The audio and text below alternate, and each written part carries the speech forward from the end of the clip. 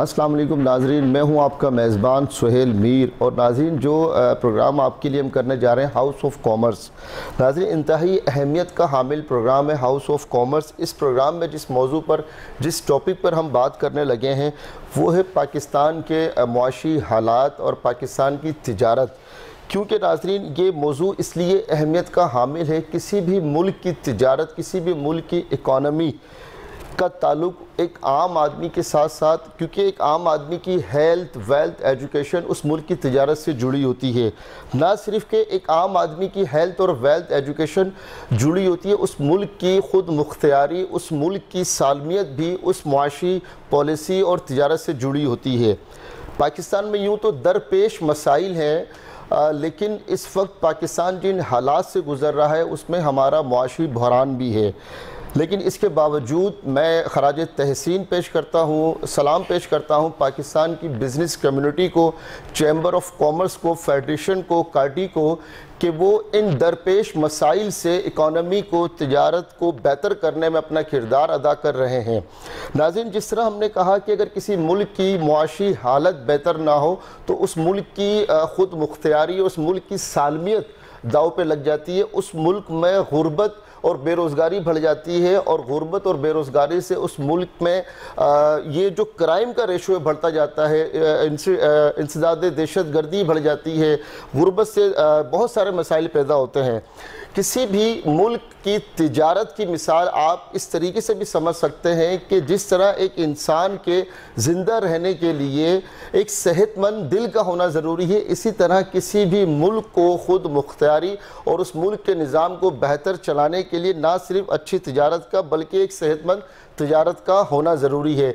इन तमाम तर पॉलिसीज़ पर, इस बहरान पर बात करने के लिए आज के हमारे मेहमान बहुत ही ख़ास हैं, किसी तारुफ़ का मोहताज नहीं। और जब मुझे प्रोड्यूसर साहब ने और चैनल ने बताया कि हम ये प्रोग्राम करने जा रहे हैं, और मेरे लिए क्योंकि एक वो मोटिवेशन है मेरे लिए, जब मैंने उनका पोर्टफोलियो और प्रोफाइल को स्टडी किया कि आपने ना सिर्फ पाकिस्तान में बल्कि पाकिस्तान से बाहर भी यूएई की बात करूं, ओमान की बात करूं, कनाडा की बात करूं, आपने बैंकिंग इंडस्ट्री में सर्विसेज दी हैं, डिग्री होल्डर हैं बिज़नेस एडमिनिस्ट्रेशन में, और पाकिस्तान में ना कि पाकिस्तान से बाहर सर्विसेज दी हैं, और काटी के प्रेसिडेंट हैं। और मैं आपका तारुफ कराता हूँ। अस्सलाम वालेकुम सर, कैसे हैं सर? खैरियत से हैं? अल्लाह का शुक्र सर। सर, मसाइल पर तो बात करने की कोशिश करेंगे, और उनका हल भी यकीनन बिज़नेस कम्युनिटी के पास ही है। किसी भी मुल्क की तिजारत को बेहतर करने में एक कारोबारी शख्स और एक कारोबारी तबका उसे बेहतर करता है। लेकिन उससे पहले एक पर्सनल सा मेरा आपसे एक सवाल है कि इतना सारा सफ़र किस तरह तय कर पाए, और एक संगे आपने मील को अबूर किया, और आपका बैकग्राउंड एक ख़ानदानी बिज़नेस घराने से है, और इतनी सारी डिग्रीज़ और ना सिर्फ नेशनल बल्कि इंटरनेशनल सर्विसेज आपकी रही हैं, तो किस तरह मैनेज कर सके इतने से कम अरसे में? और आप भी माशाल्लाह हैंडसम हैं, यंग हैं, कोई इतनी एज नहीं है, और यूथ के लिए एक ये मैसेज भी होगा आपकी तरफ से। बिस्मिल्लाहिर्रहमानिर्रहीम। थैंक यू सोहेल साहब, आपने जितनी एक प्रोफाइल मेरी बता दी है, thankful to you and thankful to Allah कि अल्लाह ताला ने आज इस मकाम पे बिठाया कि आप जैसे भाइयों की मोहब्बत और आप लोगों का प्यार मिलना नसीब हुआ। ये भी एक बहुत बड़ी ब्लेसिंग होती है। एज़ फार एज़ मेरा अपना प्रोफाइल अगर कंसिडर किया, मैं आपने सही बताया बिजनेसमैन फैमिली से ताल्लुक़ है, और जब मैंने MBA कंप्लीट किया उसके बाद हमने कहा कि मैं ये या दो ऑप्शंस थी, अपने बिज़नेस में आ जाऊँ, फैमिली बिज़नेस में, या ख़ुद कुछ करके कर लूँ। हमारे जो मेरे एक्चुअली दादा मेरे अलीगढ़ के पढ़े हुए थे, और एक उनकी एक अपनी एक मकाम था, उस वक्त सुप्रीम कोर्ट के सीनियर जजेस में से थे, KMC के चेयरमैन रहे, और among few 4-5 people in Pakistan जो गोल्ड मेडलिस्ट हैं फ्रॉम भुट्टो साहब जब। एक्सीलेंट। तो ये प्रोफाइल मेरे दादा की है। सेम गोज़ विद माय ननियाल, वो नवाब फैमिली और इंडस्ट्री से उनका ताल्लुक़। और पाकिस्तान में हर तरह का business, from flour milling to ginning factory to ice factory और स्टेशनरी। जिस वक्त पाकिस्तान में ये इंपोर्ट वाला कल्चर ही नहीं था, तो ये लोकल मैन्युफैक्चर्ड स्टेशनरी बिकती थी। तो मेरे ननियाल में मेरे नाना का ये काम थे, सारे फैक्ट्रीज थी।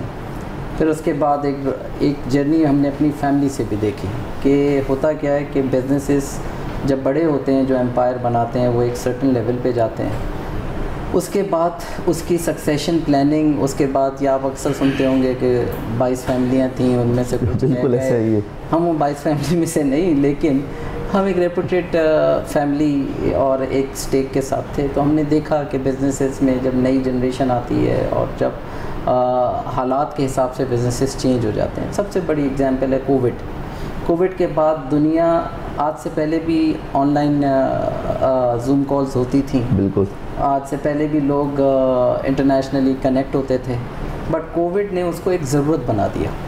तो वो तमाम बिजनेसेस और वो तमाम चीज़ें जो वक्त के हिसाब से चेंज नहीं होती, वो फिर जल्दी उनका एंड हो जाता है। आपके सवाल पे वापस आता हूँ कि ये जर्नी कैसे हुई। मैंने MBA किया। MBA करने के बाद एक अपॉर्चुनिटी मिली सिटी बैंक में काम करने की, कॉर्पोरेट इन्वेस्टमेंट बैंकिंग। मैं बैंकर रहा हूँ, इन्वेस्टमेंट बैंकर। तो उधर स्टार्ट किया। जब उन्होंने पैनल इंटरव्यूज़ चीज़ें सब होने के बाद जब सिलेक्शन हुआ, तो ऑफ़र लेटर मिली। घर गया, मेरे वालिद साहब ने कहा कि ये आज से 20 साल पहले की बात है कि 30-35 हज़ार रुपये के लिए काम करेगा।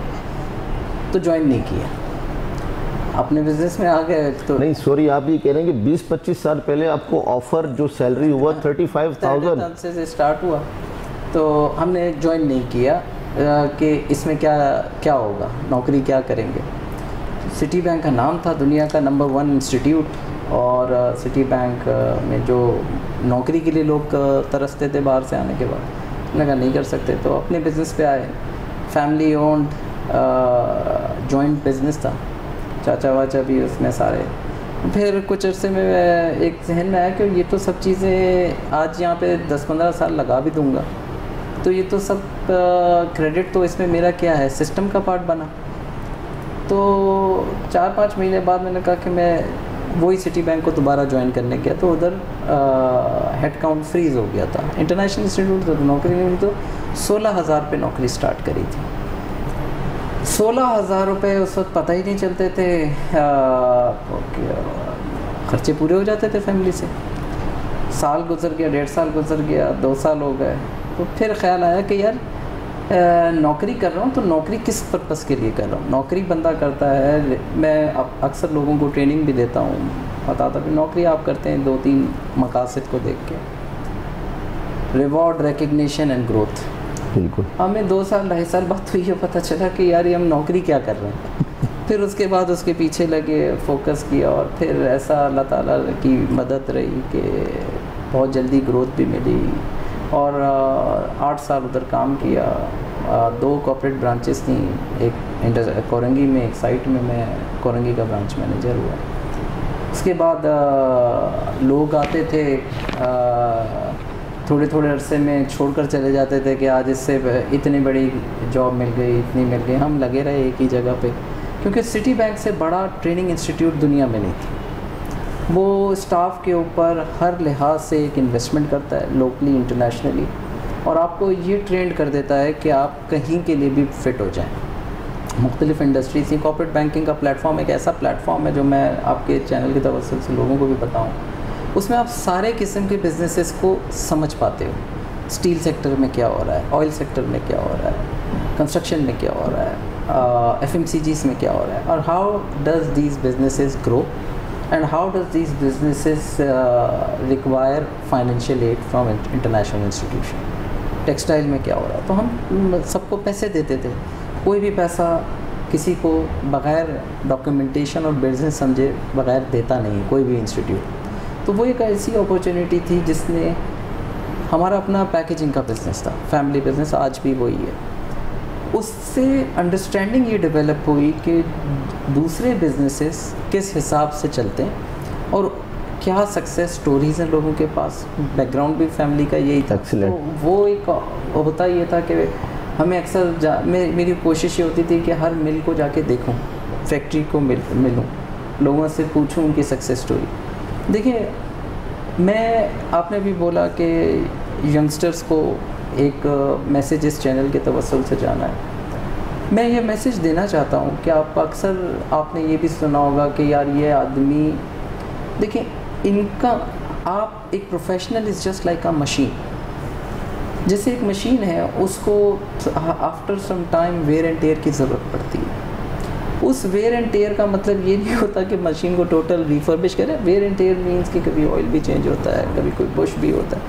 प्रोफेशनल भी उसी तरह है कि आपको अपने आप को अपग्रेड करना है, अपने आप को मेंटेन करना है, अपने आप को कनेक्टिविटी रखना है, अपने आप को कैरी करना है, अपने आप को एकेडमिकली इम्प्रूव करना है एवरीडे। अदरवाइज आप ऑब्सोलीट हो जाते हो। आप बिल्कुल ऐसा ही है। और एक चीज़ बड़ी कॉमन सेइंग है और मैं उसको बड़ा बिलीव करता हूँ, your income could not succeed your personal development. आपकी औकात से ज़्यादा आपको पैसा नहीं मिलेगा, ये बात आप याद रखें। बिल्कुल। और आपके चैनल से मैं ये यंगस्टर्स को भी यही बताना चाहता हूँ कि unless and until you upgrade yourself with the required industry trend या बिजनेसेस ट्रेंड, किसी भी बिजनेस में आप हो, किसी भी प्रोफेशन में आप हो। आज आप देखें ना कि आज आप 25 साल को रिवाइंड करें तो आपको डॉक्टर्स मिलते थे कि FRCS किया हुआ है अमेरिका से कर एक शोबे का। अब वो इतने माइक्रोबायोलॉजिकल डिजीज़ आ गई हैं, इतने माइक्रो लेवल पे, कि अब तो masters and masters plus masters, उसके बाद जाके वो कम्पीट कर रहा होता है उस बीमारी को रूट कॉज को एनालाइज करने के लिए। So income could not exceed your personal development, very simple rule of thumb. Sir, इसमें एक चीज़ ये भी देखना है कि आपकी बातों से समझने और सीखने को मिली, और जैसे कहा मैंने कि ये आज का जो इंटरव्यू नाज़रीन मेरे लिए और नौजवानों के लिए ख़ास, क्योंकि हमारी इंटेंशन क्या होनी चाहिए जॉब के लिए। जैसे सर ने कहा कि सर की इंटेंशन क्या थी, सर ने वो 16,000 रुपये की जो जॉब थी उसे नहीं देखा। सर की इंटेंशन एक ऑब्जेक्टिव था और जाकर एक एक फैक्ट्री, एक एक मील एरिए को और एक एक सेक्टर को स्टडी किया। नाज़रीन, मज़ीद इस प्रोग्राम में हम सर की सक्सेस स्टोरी पे बात करेंगे, थोड़ा से पाकिस्तान के माशी हालात पर भी बात करेंगे, और यूथ की जो एजुकेशन है, बिज़नेस जो हमारी एजुकेशन है उसका लेवल क्या है, थोड़ा सा इस पर भी बात करेंगे। देखते रहे हाउस ऑफ कॉमर्स। एक छोटी सी ब्रेक के बाद हाजिर होते हैं।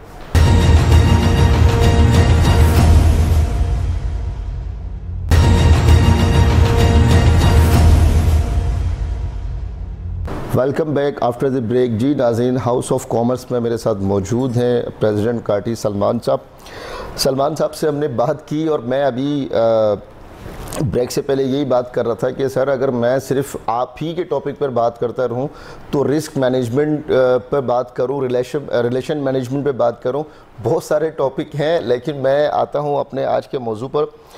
सलमान साहब, इस वक्त पाकिस्तान में एक गैर यकीनी सूरत हाल भी पाई जाती है। मुल्क की मौशी हालत की बात करें, मुल्क में महंगाई की बात करें, और उसमें एक तासुर जो कि एक परसेप्शन बन गया है, इस वक्त एक ट्रेंड बन गया है, जो कि हम देखते हैं मुख्तलिफ़ सियासी जमातों के लोगों से सुनते हैं, तज्जिया करने वालों से सुनते हैं कि ये जो हुकूमत का चले जाना और एक नई हुकूमत का पाकिस्तान में आ जाना, ये इससे इफ़ेक्ट हुआ या इससे पहले से मुतासिर है? और ये जवाब मैं ये समझता हूँ, मेरे ओपिनियन के मुताबिक, जितना अच्छा एक बिज़नेस कम्युनिटी बता सकती है, पॉलिटिक नैरेटिव कुछ भी हो सकता है, अवाम का तासुर कुछ भी समझा जा सकता है, तो ये आप बेहतर एक्सप्लेन कर सकते हैं।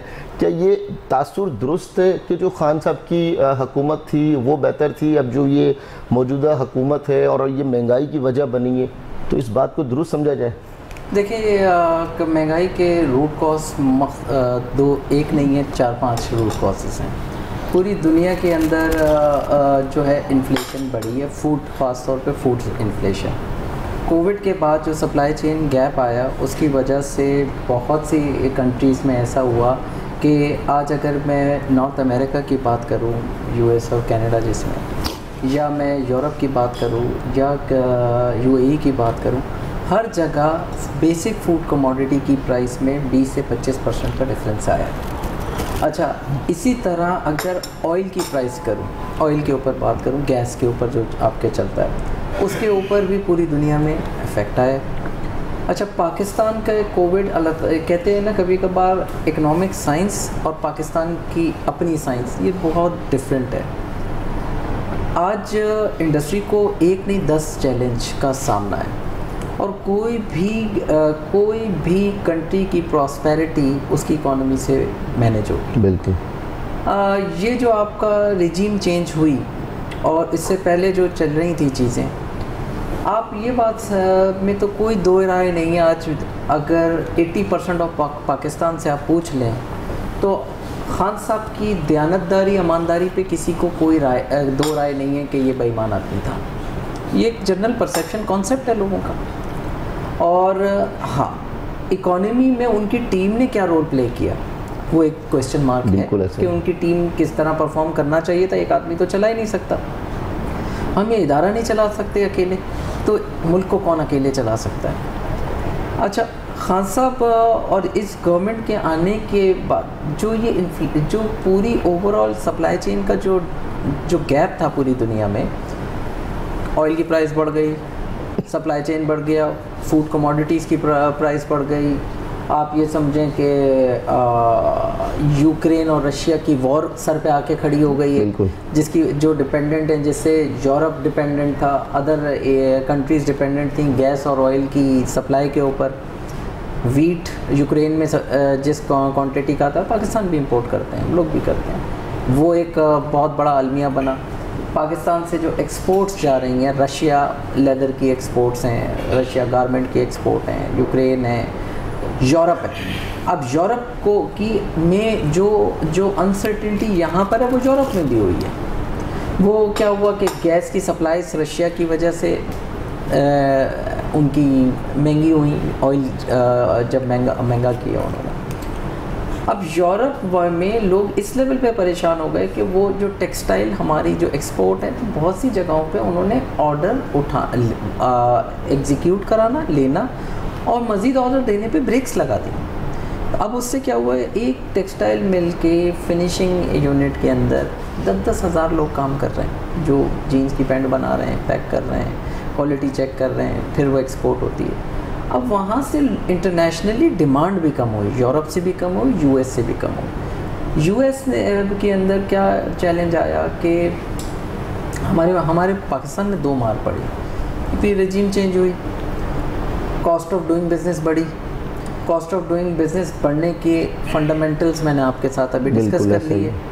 अब उसके बाद हुआ ये कि ये जो अनसर्टेनिटी सारी हुई, तो जो बाहर से देखते हैं लोग, वो कंट्री की पॉलिटिकल स्टेबिलिटी को भी मॉनिटर कर रहे होते हैं। आज से कुछ साल पहले, यहाँ पे 2-3 साल पहले की बात है, यहाँ पे एक टेक्सटाइल मिल के बाहर एक धरना हो गया, और वो धरना रिपोर्ट हो गया आईकिया में कि इनके मिल के बाहर तो इनकी लेबर जो है वो धरना दे के बैठी। उन्होंने ऑर्डर कैंसिल कर दिया।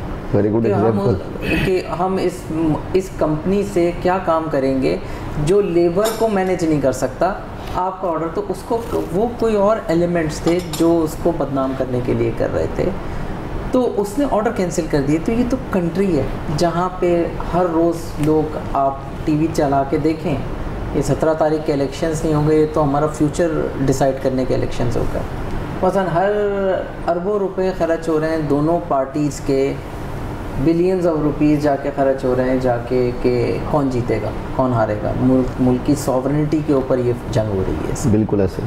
तो इधर आज सिंध के अंदर मैं बात करूं, हम पानी ख़रीदते हैं मिलों में, पूरे इंडस्ट्रियल एरिया में आपको कंटेनर्स ख़रीदने पड़ रहे हैं, आपको इवन घर के अंदर कंटेनर डलवाने, डिफेंस के अंदर। आपका बिजली का यूनिट आपके सामने कितना बड़ा इंक्रीज़ आया है, और ये जो फ्यूल एडजस्टमेंट चार्जेस कीमत में आगे आना है, वो भी एक बहुत बड़ा एक बोझ आ जाना है इंडस्ट्री पे। IMF के ऊपर प्रोग्राम ड्रिवन कंट्री है हमारी। मुझे आज बड़ा तकलीफ़ हुई थी सुबह एक आर्टिकल देखकर कि पाकिस्तान प्रोबेबिलिटी ऑफ डिफ़ॉल्ट में 4थे नंबर पे और इजिप्ट 5वें नंबर पे। तो टेक्निकली अगर देखा जाए तो हमसे नीचे वो कंट्रीज़ हैं जो 20वें नंबर पे हैं, उनकी प्रोबेबिलिटी ऑफ डिफ़ॉल्ट जो है वो 20वें नंबर पे, 25वें नंबर पे। हम इवन यूक्रेन की वॉर चल रही है, उसकी प्रोबेबिलिटी ऑफ डिफ़ॉल्ट 17वें 18वें नंबर पे, 20वें नंबर पे, वॉर जोन। बिल्कुल ऐसा ही है। और हम कहाँ पे खड़े हैं? तो इस मुल्क को अब IMF का प्रोग्राम चला रहा है। अगर IMF का प्रोग्राम, ये मुल्क फर्स्ट वर्ल्ड कंट्री नहीं है, हम अमेरिका नहीं है, हम कनाडा नहीं है, हम यूरोप नहीं है, हमारा इंफ्रास्ट्रक्चर वो नहीं है। ये मुल्क चलता है एक फिलैंथ्रोपी के ऊपर, एक 50% 70% इकोनॉमी। सबको पता है कि वो टैक्सेबल इकोनॉमी है ही नहीं। बिल्कुल। आपके कोविड आया था, आप मुझे बताएं कि कंपनीज ने, लोगों ने अपने घरों से पैसे ला के लोगों, अपने भाइयों की, मुसलमान भाइयों की मदद करी। ऐसे सफ़ेद पोश लोग थे जो घरों पे बैठे हैं, और जहाँ पे लोगों ने, हमारे दोस्तों ने जाके उनकी हेल्प आउट की। आप इंडस्ट्री पे टैक्स, इंडस्ट्री के कॉस्ट ऑफ डूइंग को डबल से ट्रिपल, अगर ये सारी चीज़ें हो जाएंगी तो आप एक्सपोर्ट्स लाओगे कहाँ से? दो चैलेंजेस, एक तो कंट्री की अनस्टेबिलिटी जो सबको नज़र आती है, बाहर से लोग देख रहे होते हैं। एक बैंक में काम करता था, तो इंटरनेशनल इंस्टीट्यूट था, sovereign rating of country defined होती है कि भाई आप कंट्री को किस तरह से देखते हो। तो इवन गोरों से जब बात होती थी, अफगान वॉर चल रही थी उस वक्त, वो फाटा की साइड पे या अप नॉर्थ में कहीं पे कोई झगड़ा, वहाँ पे क्लीन अप ऑपरेशन चल रहा होता था, तो गोरा लंदन में बैठा ये समझता था कि पाकिस्तान में हो रहा है ये। जब उनको फिज़िकली हमने यहाँ पे बुलाया और उनको दिखाया और अपनी इकॉनमी, तो उन्होंने कहा ये तो डिफरेंट जोन है। तो आपको इस कमरे के बाहर के लोग कैसे देख रहे हैं, ये इज़ वेरी इंपॉर्टेंट। आप चैनल उठा के देखें, हर चैनल पे तो हमारी सारी पॉलिटिकल पार्टी अपने जलसे करने के लिए निकली। बिल्कुल ऐसा ही है इस वक्त। अच्छा, फिर IMF की कंडीशंस को हम पूरे करें। आज देखें, अलमिया की बात है, 1.17 बिलियन डॉलर का IMF ने लोन अप्रूव किया है, ग्रांट अप्रूव नहीं की है। लोन बिल्कुल ऐसा लोन है जो पेएबल है। बिल्कुल ऐसा ही। रुपी डिवैल्यू होता जा रहा है, 210 रुपए का डॉलर। आपकी क्या, आप ये लोन आज ले लें, कल को 240 का जब डॉलर होगा, जब आप पे कर रहे होंगे तो वो आपका बिल्कुल ऐसा ही डिफरेंट हो जाएगा। कर्जों के मकरूज होते जा रहे हैं। प्लस IMF की कंडीशन है कि जी इन्फ्लेशन को कंट्रोल करने के लिए मनी सप्लाई को कंट्रोल करो। मुझे बताएं, 50% इकोनॉमी अगर टैक्स नेट में है ही नहीं, और जो 50% इंडस्ट्री या वो वाइट कॉलर और ब्लू कॉलर लोग जो कंपनियों में काम कर रहे हैं और जिनकी एटसोर्स तनख्वाह पे पैसे कट रहे हैं, उसको टैक्सेबल नेट में और मज़ीद सप्रेस करके उसको आप मजबूर कर रहे हैं। अच्छा, बिल्कुल सलमान साहब, इसमें देखें ना, एक चीज़ तासुर देने की कोशिश की जाती है, और पिछले 10 साल से ये नैरेटिव बहुत ज़्यादा बढ़ता जा रहा है कि जी हम आम आदमी पर टैक्सेस नहीं लगा रहे, बल्कि हम जो हमारा बिज़नेस कम्युनिटी है, जो अमीर तरीन लोग हैं, उन पर। अब ये हम नहीं सोच पा रहे कि बिज़नेस कम्युनिटी कितना टैक्स दे, वो डेवलपमेंट पे भी आपके साथ खड़ा हो।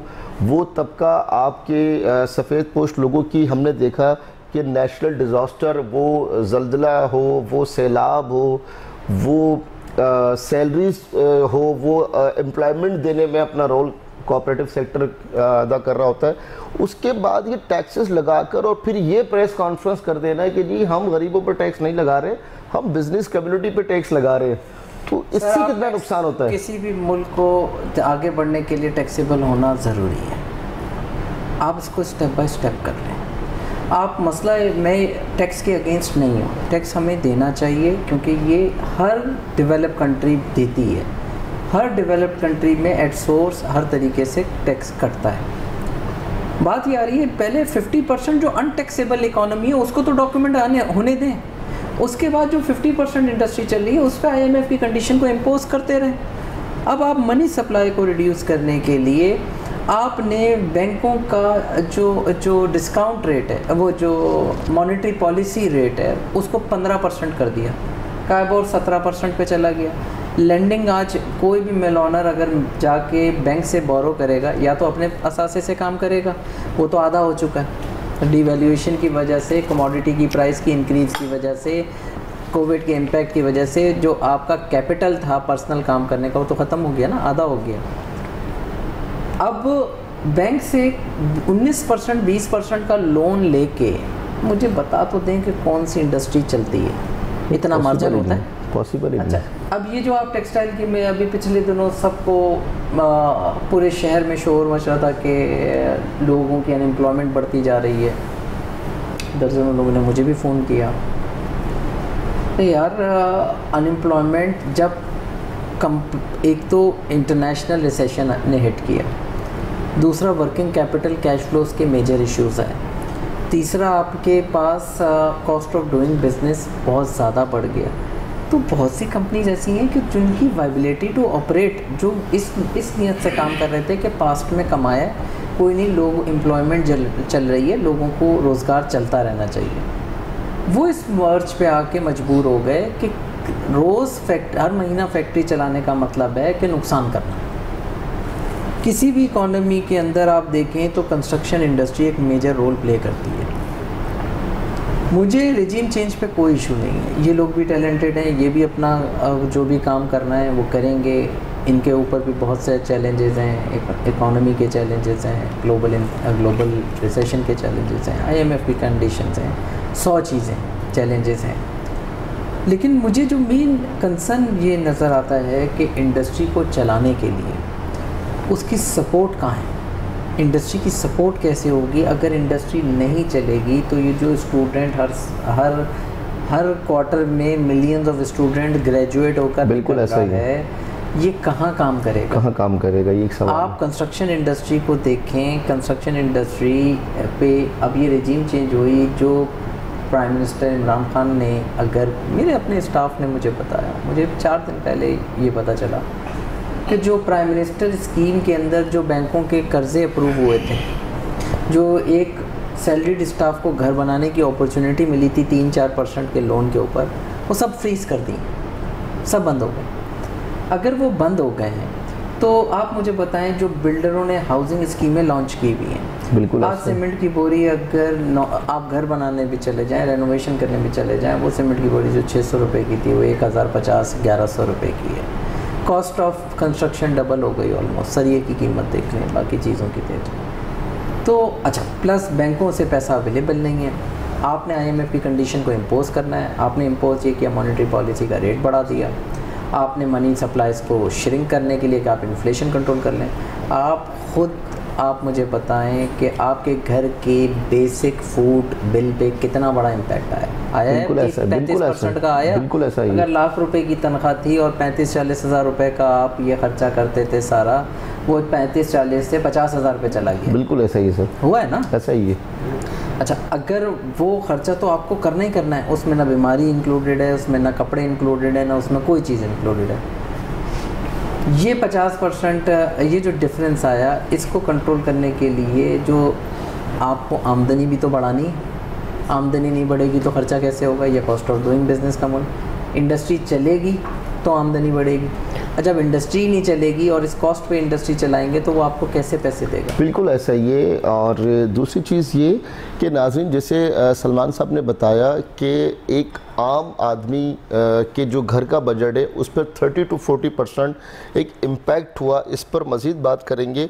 और मेरा सर से ब्रेक से जाने से पहले एक सवाल होगा, वो ये कि चैम्बर ऑफ कॉमर्स फेडरेशन काटी कि जहाँ बिज़नेस कम्युनिटी को फैसिलिटेट करना, उन्हें नेशनल इंटरनेशनल लेवल पे उनके बिज़नेस को प्रमोशन और प्रमोट करने के लिए मदद या सर्विसेज फ्राहम करना, इसके साथ साथ एक और काम भी इनके ज़िम्मे आता है, वो होता है मुल्क का बजट। आई थिंक सो, मैं ये समझता हूँ, ये जितना मैंने स्टडी किया कि चैम्बर ऑफ कॉमर्स और बिज़नेस कम्युनिटी का बड़ा एक रोल होता है पाकिस्तान के बजट में। तो मैं सर से जानने की कोशिश करूंगा कि जो मौजूदा हुकूमत ने बजट हाल ही में अनाउंस किया, उसमें बिज़नेस कम्युनिटी की आरा को, इनकी राय को कितना मुकद्दम समझा, इस पर बात करेंगे। एक छोटी सी ब्रेक के बाद हाजिर होते हैं।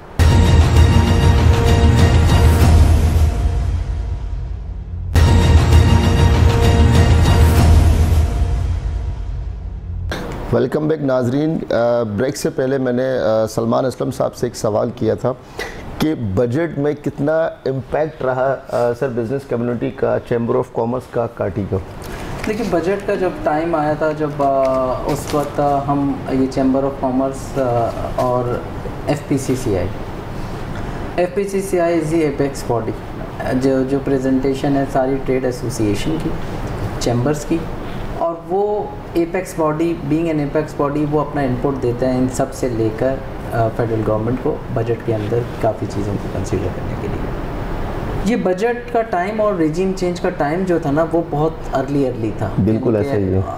कंट्री के अंदर एक जगह कुछ चल रहा था और एक टीम बैठी हुई बजट के ऊपर काम कर रही थी। उसमें बहुत सी चीज़ें ऐसी हैं कि जो एज़ पर देयर अंडरस्टैंडिंग कर दी गई। अब बजट के अंदर आप अगर देखें, बजट के बाद जो मिनी बजट में सुपर टैक्स लगा दिया गया। अब इंडस्ट्रीज जिस पे सुपर टैक्स लगा है उसमें सीमेंट इंडस्ट्री भी है, उसमें शुगर इंडस्ट्री भी है, उसमें फिर एग्रीकल्चर के साइड पे भी है, उसके ऊपर आपकी प्लास्टिक इंडस्ट्री भी, मल्टीपल इंडस्ट्रीज़ के ऊपर ये लगा दिया गया। प्लस उसकी एक सर्टन कैटेगराइज भी बना दिया गया। ठीक है जी, बनाएं, सब कुछ करें। अब आप ये देखें कि एकदम ऑल ऑफ सडन एक ऐसा रो पास होता है कि import of all luxury food related item, सारी चीज़ें बंद। अब उसमें फिर उसके मॉडिफिकेशन आती है कि वो आइटम्स जिनके लोगों ने LCs खोली हुई थी, जो शिपमेंटें आई हुई हैं, जो सारी चीज़ें, वो वहाँ से क्लियर भी हो रहे हैं। इसका टोटल मैग्नीट्यूड कितना निकला? $600 मिलियन, $500 मिलियन। इससे क्या मसलन हमारा करंट अकाउंट डेफिसिट पे कितना बड़ा फ़र्क आ जाना है इस इंपोर्ट के बिल से। मेरी नॉलेज के हिसाब से इस फोरम पे मैं बताऊं आपको कि दे आर अब बड़े अमाउंट की LCs के अप्रूवल्स भी, जब बैंक इतने आराम से LC खोलते नहीं और वो जाती है स्टेट बैंक रिपोर्टिंग एंड उसके बाद खुलती है। कार मैन्युफैक्चरर OEMs कितने बड़ी यहाँ पे लगी हुई हैं, उनकी CKD किट्स जो आती हैं, वो किट्स की इंपोर्ट की LCs खुलने में डिले, उनकी प्राइसिंग की चेंज बिकॉज ऑफ डीवैल्यूएशन, गाड़ियों की प्राइसेस चेंज। हर आदमी age of today question mark पे है। 2 cellular 3 cellular phone companies, Chinese भी यहाँ पर हैं, सैमसंग भी आ गया, इनके मोबाइल सेट पूरा मैन्युफैक्चर यहाँ पे नहीं होता, इनकी भी चिप्स बाहर से इंपोर्ट की जाती हैं और वो चिप्स मिलियंस ऑफ डॉलर्स के अंदर इंपोर्ट होती हैं। उनकी LCs की पेमेंट में डिले, सारी चीज़ें मुल्क को एक चैलेंज है ही नहीं इस वक्त। अब हमारा क्या रोल है? आज ये कोरंगी एसोसिएशन रिप्रेजेंट करती है तमाम टॉप टियर इंडस्ट्रीज़ को। बिल्कुल ऐसा ही है। इंडस्ट्री वो इंडस्ट्री जिसके तकरीबन 5-1 हज़ार इंडस्ट्री कोरंगी के अंदर है, 10,000 एकड़ के ऊपर ये पूरा एरिया है कोरंगी इंडस्ट्रियल एरिया। अगर हम टेक्सटाइल एक्सपोर्ट की बात करें, टॉप 10 एक्सपोर्टर्स की, तो टॉप 4 तो कोरंगी में बेस्ड है। कोरंगी में बेस्ड, बड़ी FMCGs यहाँ पर, बिगेस्ट फार्मास्यूटिकल यहाँ पर, you name the industry, top level players are here in Korangi. इसकी क्या सिग्निफिकेंस है? इसकी सिग्निफिकेंस यही है ना कि आप, हमारा इनपुट कितना इम्पोर्टेंट है इन टर्म्स ऑफ, देखें 3 कैटेगरी के बिजनेसेस को 3 डिफरेंट तरीके से चलाया जाता है। इंडस्ट्री के चैलेंजेस डिफरेंट हैं। इंडस्ट्री के अंदर भी फिर इंडस्ट्री भी क्लासिफाइड होती है स्मॉल, मीडियम और लार्ज इंडस्ट्री। उन तीनों का वर्किंग करने का और उन तीनों को मॉनिटर करने का स्टाइल डिफरेंट है। एक इंडस्ट्री आ गई, दूसरा रिटेल सेगमेंट हो गया जिसमें शॉप कीपर्स आ गए, दुकानदार आ गए, अपनी एम्पायर के वो भी किंग है। कोई एक दुकान वाला भी अपनी दुकान का मालिक, बिल्कुल ऐसा ही है, वो अपने फैसले खुद करता है, लेकिन उसको और इंडस्ट्री को चलाने का तरीका डिफरेंट है, उसका ट्रीटमेंट ऑफ बिजनेस भी डिफरेंट है। तीसरा जो बिज़नेस है वो है ट्रेडिंग का, सर्विसेज एंड ट्रेडिंग का। उसकी माइंडसेट उस आदमी का तरीका है ऑफ डूइंग बिजनेस, वो भी टोटल डिफरेंट है। अब तमाम बिजनेसेस को डिफरेंट कैटेगराइज में उनकी रिक्वायरमेंट के हिसाब से, उनके हिसाब से policy making, that is the art. Very good. Retail भी अपने हिसाब से चलेगा, दुकानदार अपने हिसाब से चलेगा। अब एक टैक्स पॉलिसी या एक SRO या एक इंडस्ट्री की पॉलिसी उस मीडियम साइज इंडस्ट्री पे नहीं चलती। लार्ज इंडस्ट्री का अपना एक तरीका है कार है, ट्रेडिंग वाले का अपना एक अलग है, आईटी इंडस्ट्री अपने पैटर्न पे चलती है, इंपोर्टर एक्सपोर्टर अपने पैटर्न पे चलते हैं। तो ये सारे इनपुट का जो हम अक्सर उसमें बात करते हैं कि बिज़नेस रिफॉर्म्स, इंडस्ट्री के लोगों को बिठाकर उनका इनपुट, उनके बाद उनके सेक्टर के चैलेंजेस, तो ये सब पेपर्स जाते हैं फेडरेशन हाउस। अब उनमें से कितनी सुनवाई होती है, कभी 20% होती है, कभी 30 होती है। सर इस बार का क्या रेशो रहा कि 20, 30, 40? यार मैं फ्रेंकली स्पीकिंग परसेंटेज में नहीं डिफाइन कर सकूँगा, लेकिन there are lot of challenges, there are too many challenges ना। अब इस वक्त आप फैसलाबाद का अगर जाके विज़िट कर लें, मेरी नॉलेज के हिसाब से 70-80% इंडस्ट्री इज स्ट्रगलिंग और शट डाउन, बंद कर रही। ये मैंने फीडबैक लोगों से सुना है, मैंने देखा नहीं है, बट ये आप जैसे लोग आते हैं वो बता रहे हैं। कराची की बड़ी इंडस्ट्री, छोटी इंडस्ट्री, स्मॉल इंडस्ट्री, आप मुझसे ज़्यादा वाकिफ़ हैं कि इस वक्त कितने चैलेंजेस हैं। बिजली के कॉस्ट बढ़ गई, मनी सप्लाई है नहीं, बैंक फाइनेंसिंग देने को तैयार नहीं है। 18% पे कौन मुनाफा इतना कमाएगा कि वो बैंक को 18-20% देगा। बैंकों के ऊपर भी टैक्स लगा है सुपर टैक्स की मद में, 42 + 10%। मुझे बताएं 52% पे फाइनेंशियल इंस्टीट्यूशन वो टैक्स देगा, तो लोग जो बैंकिंग इंडस्ट्री में काम करते हैं वो किस लेवल पे जाके सर्वाइव कर रहे हो? बिल्कुल ऐसे ही मुश्किल हो गया है, कंपटीशन होगा। चैलेंजेस तो बहुत हैं। अच्छा सर, चैलेंजेस बहुत हैं, इसके साथ साथ एक मेरा, चूँकि मैंने अपने प्रोग्राम के इंट्रो में कहा था कि ये पाकिस्तान की मुआशी और पाकिस्तान की इकोनॉमी से रिलेटेड प्रोग्राम तो होगा, मौजू होगा, लेकिन इस प्रोग्राम को करने के लिए मैंने एक और कोशिश भी की थी कि हमारा जो यूथ इस प्रोग्राम को देखे और वो अपने बिज़नेस को या अपने स्टडी को किस तरह डेवलप करे। सर पाकिस्तान में बिज़नेस एजुकेशन पे कितना काम हो रहा है या किया जा रहा है या करने की ज़रूरत है? यार मैं बड़े इंस्टीट्यूट्स गया हूँ एज अ गेस्ट स्पीकर्स। मैं भी पिछले दिनों इधर CBM भी गया था, PhD स्टूडेंट्स थे, उनके साथ एक एज अ गेस्ट स्पीकर किया था। इकरा भी जाता रहा हूँ, बाकी मल्टीपल इंस्टीट्यूट्स जाता हूँ। बाहर भी जब था तो लोगों के साथ डिस्कशन। देखिए यार, यूथ को सबसे बड़ा जो क्लियर मैसेज है ना, they have to modify themselves as per the current situation. देखो मैं आज भी ये कहता हूँ, डिस्पाइट सारे चैलेंजेस आज भी अपॉर्चुनिटीज़ एग्जिस्ट करती हैं, मेहनत डबल। कोई कह दे कि ये पाकिस्तान 75 साल से, जो मैं अपने बड़ों से सुनता आया हूँ, 75 साल से हर आदमी कहता है कि बहुत तकलीफ़ हो गई, बहुत बड़ा है, मुल्क के हालात क्या हो रहे हैं, क्या और अब क्या होगा और क्या होगा। आखिर में बिलियंस खुद भी कमाते हैं और जिन लोगों को देखें तो शाहाना ज़िंदगी भी गुजर रही है। गरीब आदमी भी अपने बच्चों की शादी भी प्रॉपर तरीके से करता है और अपनी हैसियत से डबल पे करता है, तो मुल्क तो चल रहा है। आपको ये देखना है, आपके प्रोग्राम से जो यूथ देख रहा है उसने अपने आप को अपग्रेड करना है as per current situation.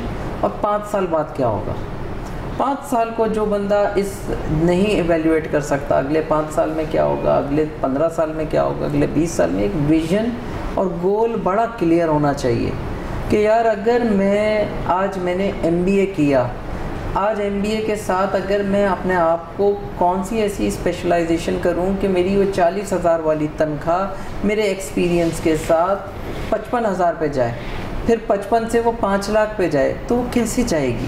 Personal development पे जाएगी। बिल्कुल ऐसे ही। कोई भी बंदा, मैं भी अपने स्टाफ को उसी वक्त पैसे दूंगा जब वो एक्सेप्शनल होगा। जब बंदा एक्सेप्शनल होता है तो हम उसको ट्रीट भी एक्सेप्शनल करते हैं। मेहनत से जो नहीं डरेगा। और एक बात, जितनी भी चैलेंजिंग सिचुएशन हो, बड़ा क्लियर है, मैं इसमें यूथ को ये प्रोग्राम भी देना चाहता हूँ, you fail when you give up. आपने चैलेंजेस का सामना तरीके से करना है और फेस करना है। Very good. आदमी अब इसकी बड़ी सिंपल, एक मेरे अंकल हैं, वो बड़ा एग्जांपल देते थे कि बच्चा जब आता है ना इंसान दुनिया में, तो खाली हाथ आता है और जाता भी खाली हाथ है। अगर नुकसान हो भी गया तो खाली हाथ तो आए थे, खाली हाथ ही जाओगे, तो किसी चीज़ को दिमाग पे नहीं चढ़ाना। बिल्कुल ऐसे ही मैंने यहाँ पे देखा है कि यंगस्टर्स बिजनेस करते हैं अपनी शक्कत के हिसाब से, जितनी जिसकी हैसियत हो, और नहीं चला तो वो डिसअपॉइंटमेंट में चाहते हैं।